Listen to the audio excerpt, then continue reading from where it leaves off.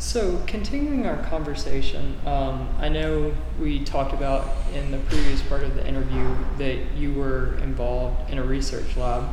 Can you explain, what other clubs or extracurricular activities have helped you integrate into Carolina? Sure. Um, so apart from the lab work, I am a fellow at the Parr Center for Ethics here under the Department of Philosophy. I've quite enjoyed it. I didn't really think I would end up enjoying it so much. I was initially a philosophy double major along with biology, and I had to end up dropping it because of time concerns. But I enjoy the Parr Center quite a bit, and I've met quite a few interesting people there, and it's just a great place to have difficult conversations that are frowned upon in other places. So that's been an interesting and also a very important part of my Carolina experience, I would say. Um, Apart from that, I also work at the hospital as a translator for non-English speaking families. So I help them out with mostly non-medical stuff because I haven't taken a medical interpreter test yet. I'll be doing that this semester. And I wouldn't say that has helped me integrate in any special way, but it has um, definitely helped me, get myself involved with the community here, which I think is an important part of at least the self-perception of integration. And honestly, most of my friends that I've made across my experience here have been just in classes, at international events, at parties, random places. Honestly, there hasn't really been a club or one particular social scene that has contributed the most to that, I would say. So, obviously, when you came here, I would think the cultures would be a bit different, but and we'll touch on that a bit later. But what difficulties did you have with integrating into UNC?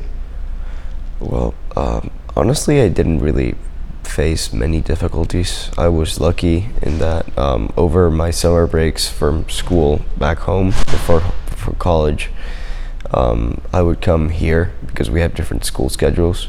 So I would do a month or two of classes in U.S. high schools or middle schools. So I kind of already knew what the social scene and the culture was like. Sorry, I'm kind of sick. You can probably tell.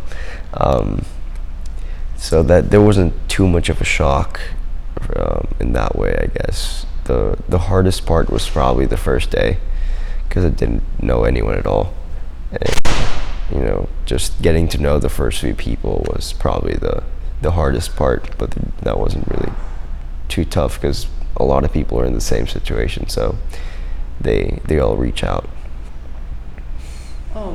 And touching on something that you are passionate about, which is medicine. I know from previous conversations that you worked in a hospital in Ecuador. Yes. Can you kind of explain the differences between hospitals in Ecuador and the United States? Well, like all things, there's ranges, right? So I would say the best hospitals in Ecuador are probably comparable to a mid-range hospital here, but the worst hospital in the U.S. is 1,000 times better than even a low to mid-range hospital in Ecuador. Over the summer, as you mentioned, I was shadowing mostly at a public hospital back home, and the differences are stark. Like the patients back there are all in a single room. There's like 20 to 30 beds per hall, and there's no sheets, no privacy there, because there's no cameras to monitor them. There's a severe lack of specialized doctors because a lot of those that do specialize go somewhere else because they can get a lot more money outside the country. So it's quite a difficult place to be if you have both financial and medical problems. It's not a position to envy. the access to technology, to medicine, and to better care here is just incredibly better. So what are some kinds of things that we have in the U.S., just if you can think of one, Yeah. that they don't have in Ecuador, or it's very rare that you see? Well, it's mostly access to technology, I would say. So, examination machines, PET scans, MRIs, you can order them pretty easily here and get them within a reasonable amount of time. Although I know insurance is quite a bit of trouble too. Apparently, it's a global issue, but there's just barely any of those higher end machines, and especially in the public hospital system back in Ecuador. And now, with a government in severe deficit, they've been increasingly cutting back on the cancer hospitals. So it's basically impossible to get cancer treatment in the cancer hospital. It's called Solca.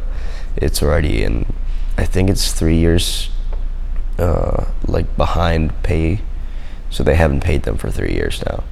So it's pretty bad.